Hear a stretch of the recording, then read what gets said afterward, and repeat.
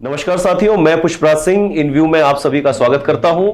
और हमारी talk of the town series में आज के हमारे गेस्ट हैं जबलपुर नगर निगम के नेता प्रतिपक्ष कमलेश अग्रवाल जी। और जैसे कि अभी विधानसभा चुनाव चल रहा है और जबलपुर क्षेत्र की यदि हम बात करें तो काफी सरगर्मियां हैं और काफी ज्यादा असमंजस की स्थिति बनी हुई है। हाल ही में आपके द्वारा जो है चुनाव का पर्चा दाखिल किया गया, उत्तर मध्य से अपनी दावेदारी पेश करी गई और आज ही आपने ऐलान किया है कि आप चुनाव नहीं लड़ेंगे। तो इसी संबंध में हम आपसे बातचीत करते हैं। सबसे पहले मैं आपका स्वागत करना चाहूंगा सर कि आपने अपना कीमती समय हमें दिया। सर, हाल ही में विगत दिनों में हमने देखा कि आपने चुनाव का पर्चा भरकर पूरे राजनीतिक हलचल मचा दी और आज आपका ये निर्णय है कि आप चुनाव नहीं लड़ रहे हैं।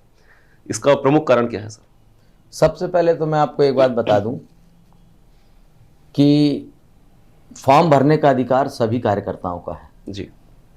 और जब तक बी फॉर्म नहीं मिलता तो सभी को अधिकार है कि आप अपना फॉर्म भर सकते हैं और वापस लेने का भी अधिकार अपना है। मुझे मेरे क्षेत्र की जनता ने बहुत प्यार किया है और मैंने अपनी क्षेत्र के लिए बहुत काम किया है। क्योंकि मैं आपके लिए बता दूं कि आज के इस भौतिक युग में हर आदमी अपने लिए जीता है, लेकिन मेरा एक स्वभाव है, मैं दूसरों के लिए जीता हूँ। और राजनीति में यदि मैं आया हूँ तो राजनीति मेरा पेशा नहीं है, राजनीति में सिर्फ मैं सेवा करने के लिए आया हूँ। तो जनता ने मेरे भाव को देखा और जनता ने मेरे काम को देखा तो उनका कहना था कि कमलेश भैया आप चुनाव लड़िए। और जब मेरे कार्यकर्ताओं ने मुझे प्रेशर दिया, और मैं एक बात और बताना चाहता हूँ कि उत्तर मध्य विधानसभा में सामाजिक समीकरण बहुत अच्छे हैं। वहाँ पर आपको हर समाज के लोग मिलेंगे और सभी लोगों ने मुझे आश्वासन दिया कि आपको चुनाव लड़ना है। पहले मेरा मूड नहीं था लड़ने का, मगर जब सब लोग ने बोला कि आप 12 महीने काम करते हो तो कम से कम आपको टिकट मिलना था, तो कुछ उत्साह में कुछ नाराज़गी में मैंने फॉर्म दाखिल कर दिया था। मगर जब परिवार का कोई मुखिया अपने छोटों को, अनुज को यदि कोई बोलता है कि आप ये काम मत करो तो निश्चित रूप से ये मानना पड़ेगा, क्योंकि हम संस्कारवान लोग हैं, संस्कारधानी में रहते हैं। और यदि हमारे परिवार के मुखिया ने ये बोला है कि कमलेश जी आप फॉर्म वापस लो, तो मेरा भी एक हक बनता है कि मैं उनकी बात का कहना मानूं, क्योंकि मैंने लगातार 32 साल भारतीय जनता पार्टी की सेवा किया है और मुझे भारतीय जनता पार्टी ने भी बहुत कुछ दी है और मैंने भी भारतीय जनता पार्टी के लिए हमेशा आगे बढ़ चढ़कर काम किया है। तो आज मेरा जो नाम है वो भारतीय जनता पार्टी के कारण है। और मैं माननीय मुख्यमंत्री जी, माननीय सांसद जी और माननीय BD शर्मा जी, सभी लोगों को मैं धन्यवाद देता हूँ कि जिन्होंने मुझे एक परिवार के रूप में माना और जैसे एक बच्चे को मनाया जाता है वैसा मनाए, और उसका भी मैंने उनको रिजल्ट दिया। मैं उस पूरे भारतीय जनता पार्टी परिवार के प्रति अपनी कृतज्ञता आभार करता हूँ। सर, कुछ तो आश्वासन मिला होगा कि किस आधार पर आपने ये निर्णय लिया कि हम चुनाव नहीं लड़ेंगे? क्या आश्वासन मिला सर? राजनीति में आश्वासन बहुत ज़्यादा लागू नहीं होता, व्यक्ति का काम देखा जाता है और व्यक्ति को कब कहाँ यूज़ करना ये देखा जाता है। निश्चित रूप से आज CM साहब ने बहुत अच्छी बात की। जब वो एयरपोर्ट से बाहर आए तो उन्होंने मुझे एक शब्द बोला कि मेरे प्रिय कमलेश, और मैं कमलेश के लिए जबलपुर आया हूँ। तो जब सभी लोगों ने बोला कि भाई साहब अब हमें क्या करना है, तो बोले कमलेश का नाम मेरे दिमाग में आ गया है, आगे बहुत अच्छा उचित स्थान मिलेगा और जो हम लोग के अच्छे से अच्छा बनेगा हम कमलेश के लिए करेंगे, क्योंकि कमलेश बहुत अच्छा कार्यकर्ता है। तो निश्चित रूप से जब एक मुख्यमंत्री कोई आश्वासन दे या कोई बात कहे तो उसको मानना हमारा फर्ज होता है जी। लेकिन सर, विगत हमने देखा कि महापौर के भी जो चुनाव हुए उसमें भी आपने काफी असंतुष्टि जताई और एक कमजोर चेहरे को लेकर बीजेपी को उसका खामियाजा भी उठाना पड़ा। महापौर में भी नहीं हुआ, फिर उसके बाद अभी उत्तर मध्य से आपकी काफी मजबूत दावेदारी थी, जनता को काफी अपेक्षाएं थी। तो आप जनता के लिए लगातार कार्य करते हैं, फिर पार्टी बीच में क्या कमी ऐसी आ जा रही है कि पार्टी आपको पूरा तरह से वो सम्मान या वो हक नहीं दे पा रही है? आपकी ये बहुत शानदार क्वेश्चन है आपका जी।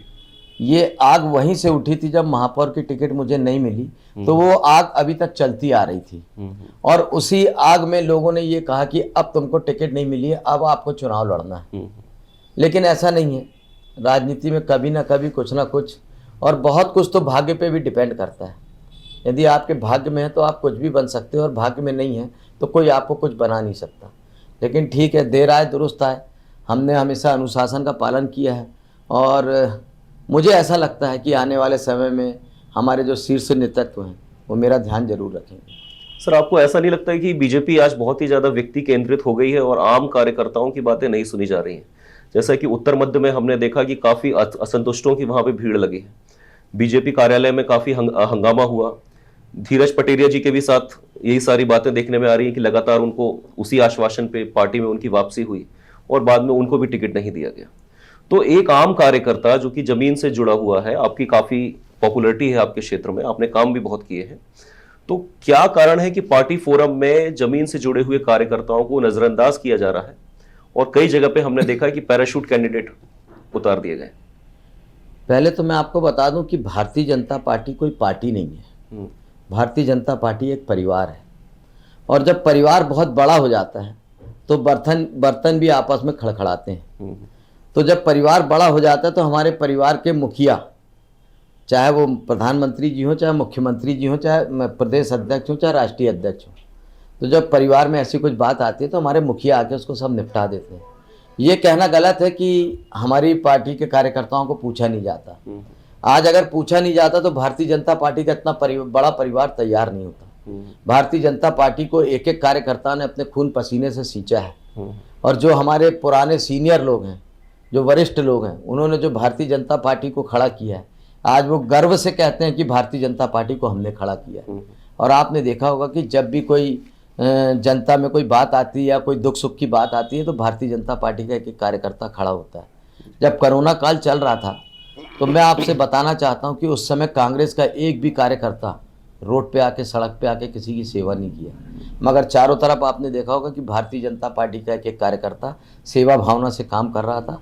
और जितना ज़्यादा सहयोग और सेवा भारतीय जनता पार्टी के कार्यकर्ताओं ने की है, निश्चित रूप से ऐसा परिवार आपको देखने को नहीं मिलेगा। जी, अगला कदम आपका क्या होगा? क्योंकि आप देख रहे हैं कि लगातार आपको निराशा हाथ लग रही है। आपको जो सम्मान मिलना चाहिए या जो पद मिलने चाहिए वो आपको लगातार नहीं मिल रहे हैं। तो अभी भी आश्वासन मिला है, तो आगे आपकी क्या रणनीति है और कि क्या आप अपना राजनीतिक भविष्य क्या देखते हैं सर? पहले तो मैं एक बात आपको बता दूं कि जब मैंने फॉर्म भरा था तो शहर के अधिकांश लोगों ने एक बात जरूर पूरे शहर में फैल गई थी कि कमलेश अग्रवाल अपना नामांकन वापस ले लेंगे। मुझे इस बात की खुशी है कि लोगों में इस बात की चर्चा थी, और खुशी इसलिए है कि लोगों को मालूम था कि मैं पार्टी के साथ गद्दारी नहीं कर सकता। इतना तो लोगों को एहसास था, इसलिए लोगों ने मन बना लिया था कि कमलेश भैया हम 2 तारीख के बाद आपसे बात करेंगे कि हमें आपका काम करना है कि नहीं करना है। तो मुझे अंदेशा हो गया था कि लोगों को मेरे प्रति ऐसी भावना थी कि कमलेश अग्रवाल कभी निर्दलीय चुनाव नहीं लड़ेंगे। मैंने कि लोगों की भावनाओं की कद्र किया, और मुझे ऐसा लगा कि उनका प्यार और उनकी जो बातें हैं मेरे लिए अच्छी साबित हुई है। कम से कम मैंने सामने एक मेरी परीक्षा भी हो गई कि लोगों के दिल में मैं हूँ। और जब लोगों ने आज पता चलेगा लोगों की नाम वापस लिया तो लोगों में खुशी की लहर दौड़ेगी। और मैं तो नेता प्रतिपक्ष हूँ, मुझे चारों विधानसभा में मेरा फर्ज बनता है कि चारों विधानसभा में जाके काम करूँ।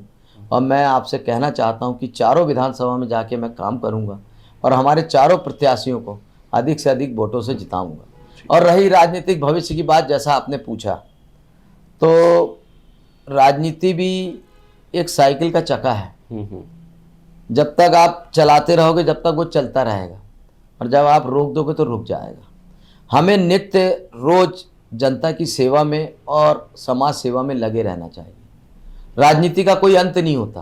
आप जितनी सेवा करोगे उतना आपको आगे चल के मौका मिलेगा। अगर आप पैरा शूटिंग की बात कर रहे हैं तो पैरा शूटिंग वो मैं नहीं कहता उसको, वो भाग्य का खेल है।